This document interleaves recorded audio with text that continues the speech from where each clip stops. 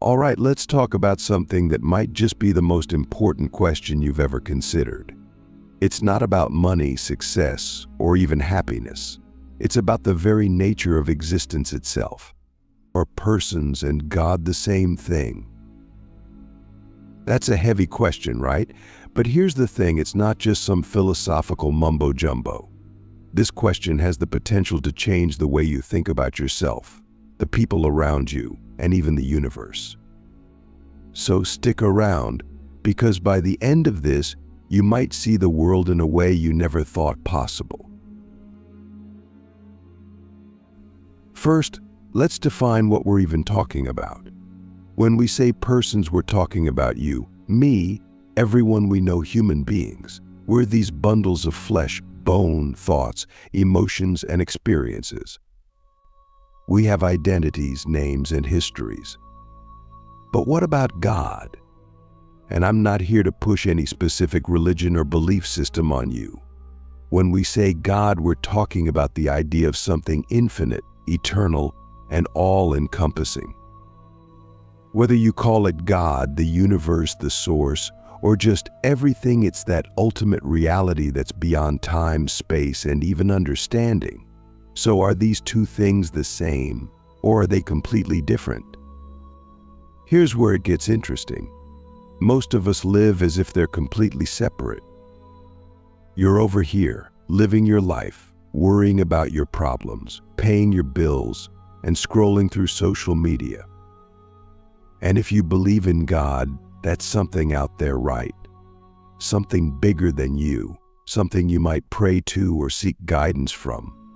But what if that's not true? What if the line between person and God is way blurrier than we think? What if it doesn't even exist at all? Click subscribe to this channel to get more topics you love.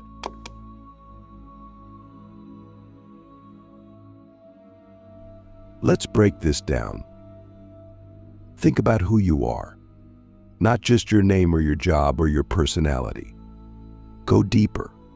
Who are you really? You might say, I'm me, but who's saying that? Your body? Your brain?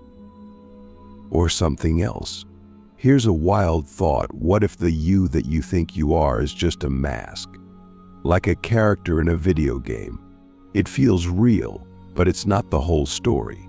Behind the mask, there's something bigger, something infinite. And this isn't just some abstract idea. It's something you can actually experience. Have you ever had a moment where you felt completely connected to everything? Like when you're staring at the stars or watching a sunrise, or even just sitting quietly by yourself. In those moments, it's like the walls between you and everything else disappear. It's not you looking at the stars, it's the stars looking at themselves through you. You're not separate from the universe. You are the universe. But hold up. If that's true, why don't we feel like that all the time? Why do we feel so separate, so small, so powerless? Here's where it gets deep. Imagine the universe is like an ocean, and each person is like a wave on the surface.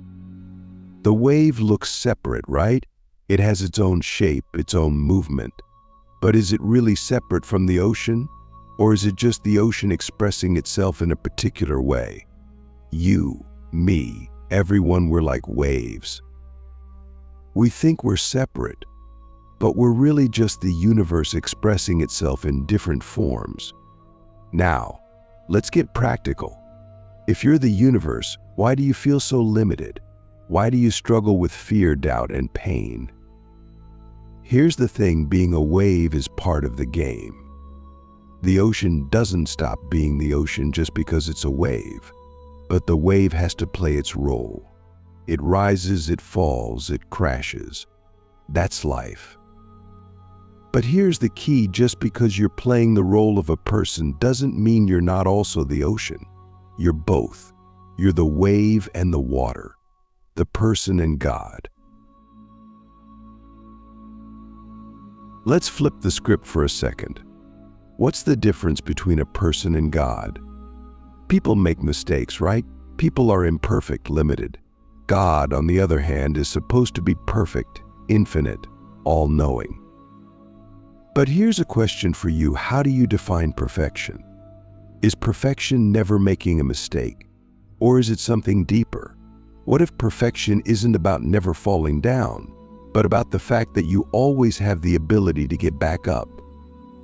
What if the imperfections of being a person are actually part of the perfection of being God? Think about it. If you were infinite, eternal, and all-powerful, what would you do? Would you just sit around in some eternal state of bliss? Or would you want to experience everything? Love, pain, joy, fear, success, failure, all of it. What if being a person, with all its struggles and triumphs, is exactly what God wanted to experience? What if the universe became you, so it could know itself in a completely unique way? Here's another question for you when you look at someone else. Who are you really seeing? Are you just seeing another person, or are you seeing another expression of the same infinite reality? What if every person you meet is like a mirror, reflecting a different aspect of yourself? That's a wild thought, right? It means every interaction, every relationship, every argument or act of kindness isn't just between you and them. It's the universe interacting with itself, learning from itself, loving itself. Okay, let's take this even deeper. If you and God are the same thing, what does that mean for your life? Does it mean you can just sit back and do nothing because you're already infinite and perfect? Or does it mean you have a responsibility to live in a way that reflects that truth? Here's the deal: knowing you're the ocean doesn't mean you stop being a wave. It means you start seeing every moment, every choice, every experience as part of something much bigger. So let's bring this back to you. Right now, as you're listening to this, who are you being? Are you being the small, separate person who's just trying to get through the day? Or are you being the infinite, limitless reality that you truly are? And here's the big question: if you really knew you were God, how would you live differently? What would you stop worrying about? What would you start doing? Who would you forgive? What would you create? This isn't just about some abstract spiritual idea. It's about your life right here, right now. Because if you and God are the same, then every moment is sacred. Every breath, every heartbeat, every thought, it's all an expression of the divine. And that means your life isn't just random or meaningless. It's part of something so much bigger than you can even imagine. All right, let's pause here for a second. I want you to really think about this. If you're the ocean and the wave, the person and God, what does that mean for how you see yourself? What does it mean for how you see other people? And most importantly, what does it mean for how you live your life? All right, let's pick this back up. If you and God are the same thing, then here's the question that probably popped into your mind. Why do you suffer? I mean, if you're supposed to be infinite and limitless, why does life hurt so much sometimes? Why do we feel fear, heartbreak, loneliness, and pain? Why do we fail? Why do we lose people we love? Why does the world seem so broken sometimes? If we're the same as God, shouldn't life be perfect? Shouldn't we feel bliss all the time? But maybe the real question isn't, why do we suffer? Maybe it's, what's the point of suffering? Because think about this: what if pain isn't a punishment? What if it's not a sign that something's gone wrong? What if it's part of the process, part of what makes life meaningful? Let's start with something simple. Imagine you're holding a piece of coal in your hand. It's dark, dirty, and ordinary.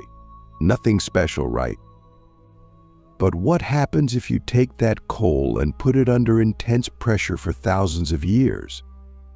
It becomes a diamond. The pressure, the struggle, the intensity, that's what transforms it into something extraordinary. Now think about your life.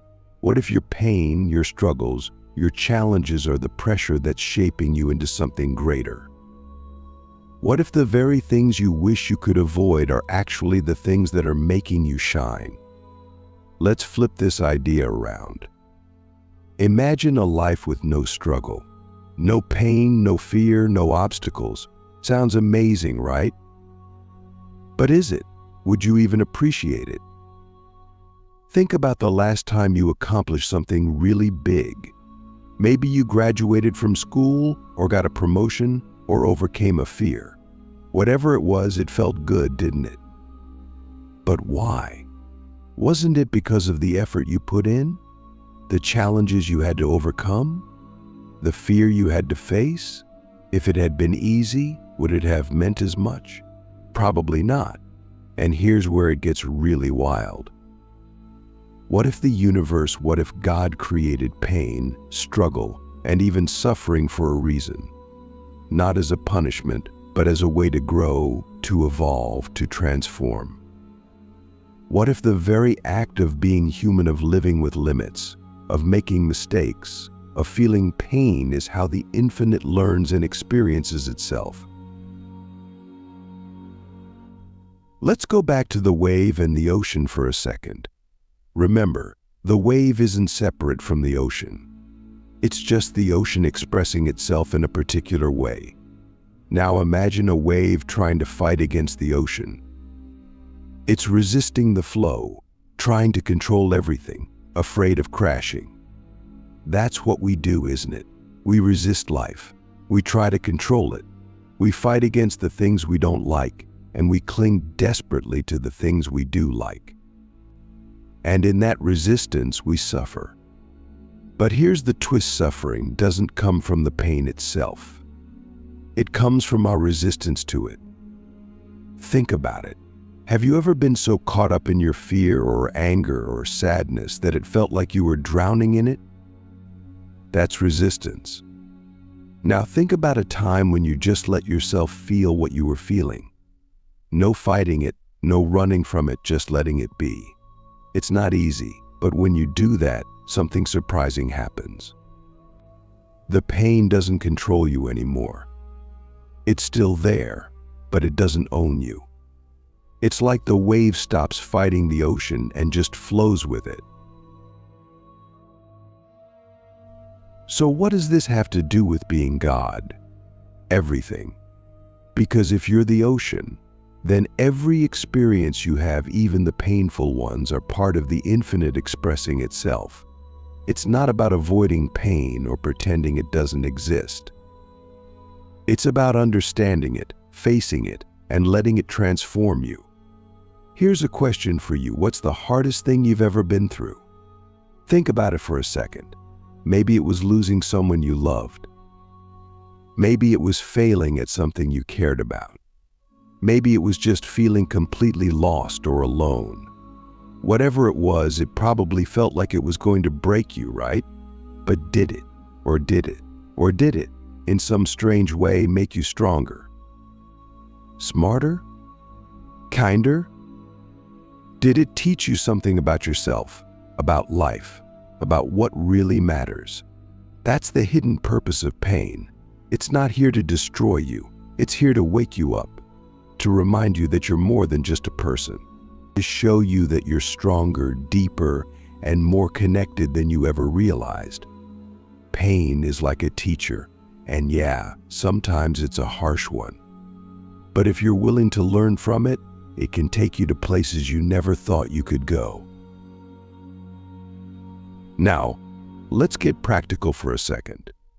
If pain is part of the process, how do we deal with it? How do we stop resisting and start flowing? Here's the first step: stop running from it. I know that sounds crazy. I mean, who wants to face their pain? But think about it: the more you run from something, the more it chases you. It's like trying to hold a beach ball underwater. The harder you push it down, the more it fights to pop back up. But if you let it rise to the surface, it stops fighting. It just floats there. So let your pain rise to the surface. Feel it, acknowledge it. Don't push it away or try to numb it. And here's the key: don't judge it. Don't judge yourself for feeling it. Pain isn't good or bad. It just is. And when you stop judging it, you can start to see it for what it really is: an opportunity to grow, to heal, to transform. The second step is this: ask yourself what the pain is trying to teach you. I know that sounds cheesy, but hear me out. Every experience in your life, even the painful ones, has something to offer you. Maybe it's teaching you patience, or resilience, or compassion. Or maybe it's showing you something about yourself that you've been avoiding. Whatever it is, the lesson is there. You just have to be willing to see it. And finally, remember this: you're not alone.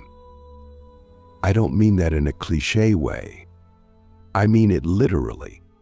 You're not separate from the people around you. You're not separate from the universe. You're not even separate from the pain. It's all connected. And when you start to see that, something amazing happens. The pain doesn't go away, but it stops feeling like an enemy. It becomes part of the flow, part of the process, part of you. So here's the big question: if your pain isn't just random or meaningless, but part of something much bigger, how does that change the way you see it? How does it change the way you live your life? What would happen if, instead of running from your pain, you faced it head on? What would you learn? Who would you become? Let's leave it there for now. But before we move on, think about this: if pain is part of the process, then maybe the things you're going through right now, even the ones that feel impossible to handle, are shaping you into something extraordinary. Maybe they're not here to break you. Maybe they're here to wake you up.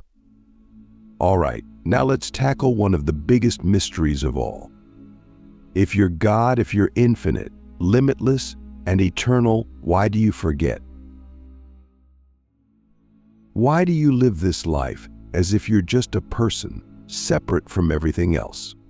Why don't you wake up every single morning fully aware that you're not just you, but the entire universe experiencing itself? Let's step back for a second and look at this from a new angle. Imagine you're playing a video game. When you first start the game, you create a character. Maybe it's a knight, or a wizard, or a wizard. And for the game to feel real, what has to happen? You have to immerse yourself in it. You have to forget, even just for a little while, that you're sitting on your couch holding a controller. Because if you don't forget, the game isn't fun. It doesn't feel real. It's just pixels on a screen. Now take that idea and blow it up to a cosmic scale. What if life is like a game? What if God, the infinite, limitless, eternal reality, decided to play? But here's the thing: for the game to work, you can't just know you're God the whole time. Where's the challenge in that? Where's the drama? Where's the growth? To really play, you have to forget. You have to believe, at least for a little while, that you're just a person, that you're separate, that you're limited. But why? Why would you choose to do that? Here's where it gets really mind-blowing. Imagine being infinite. Imagine existing forever, with no boundaries, no limits, no challenges. It sounds amazing, right? But think about it. If you're everything, if you already know everything, then there's nothing new to experience, nothing to discover, nothing to explore. It's like watching the same movie over and over again. You already know the ending. So what's the solution? You create limits, you create boundaries, you create challenges, you create the illusion of separation. And then you dive into it, forgetting who you really are, so you can experience the joy of remembering. Think about it like this: if you're an artist, you start with a blank canvas, right? The canvas is infinite, it could be anything. But it's only when you limit it, when you start adding lines and shapes and colors, that it becomes something meaningful. Or if you're a musician, you have all the possible sounds in the world to work with. But it's only when you choose a specific melody, a specific rhythm, that it becomes music. Life is like that. It's the infinite becoming the specific. God becomes you. Now let's bring this back to forgetting. Why do you forget that you're God? Because forgetting is what makes the experience real. If you knew every second of every day that you were infinite and eternal, would you really care about anything? Would you take risks? Would you love? Would you cry? Would you even bother getting out of bed? Forgetting isn't a flaw. It's part of the design. It's what allows you to play the game, to live the story, to feel the emotions. It's what makes life worth living. But here's the twist: the forgetting isn't permanent. It's more like a veil. And every now and then, if you're paying attention, you get a glimpse behind it. Maybe it's in a moment of stillness, when everything just feels connected. Maybe it's in the middle of a crisis, when you suddenly realize how strong you really are. Maybe it's when you're with someone you love, and for a split second, you see them not as a separate person, but as another expression of the same infinite reality that you are. Those moments, they're like breadcrumbs reminding you of the truth, that you're not just playing the game, you are the game. But here's another question: if you're God, and you've forgotten who you are, then who's living your life? Who's making your choices? Who's thinking your thoughts? Here's the crazy part: even when you think you've forgotten, you're still God. You're still infinite. You're still the ocean, even when you think you're just the wave. Which means every thought you have, every choice you make, every step you take, it's all part of the divine. Even the mistakes, even the failures, even the things you wish you could undo. They're all part of the game. Let's talk about identity for a second. When you think about who you are, what comes to mind? Your name, your job, your personality, your past? All of those things are like layers, like costumes you wear. But here's the thing: you're not your name. You're not your job. You're not even your thoughts. Those things are part of the role you're playing, but they're not the whole story. So who are you really? What's underneath all those layers? Here's a way to think about it. Imagine a light bulb. When it's turned on, it shines light in a particular direction. Maybe it's warm and yellow or cool and white. But no matter what kind of light it shines, the bulb itself doesn't change. It's still the same bulb. Your identity, your personality, your thoughts, your experiences, that's the light. But the bulb, that's the part of you that never changes. The part that's infinite. The part that's God. So what's the point of all this? Why does the infinite play the game of being human? Why does God become you and me and everyone else? Here's one answer: for the joy of it, for the adventure, for the love. Because think about it, what's more beautiful than forgetting who you are and then slowly, piece by piece, remembering? What's more powerful than facing challenges, overcoming them, and discovering just how strong you really are?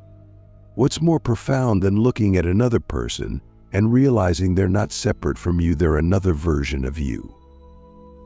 And here's a question for you: if you knew, deep down, that you were God, how would that change the way you live? How would it change the way you treat other people? How would it change the way you see your struggles, your fears, your dreams? Would you keep holding on to grudges? Would you keep doubting yourself? Or would you start living with the kind of courage and love that comes from knowing you're not just a wave, but the whole ocean?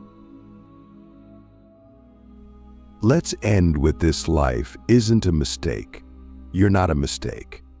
Every moment, every experience, every choice, it's all part of the game. And the purpose of the game isn't to win. It's not to get somewhere or achieve some perfect state. The purpose is to play, to experience, to grow, to remember. And right now, in this moment, you're exactly where you're supposed to be. You're not separate.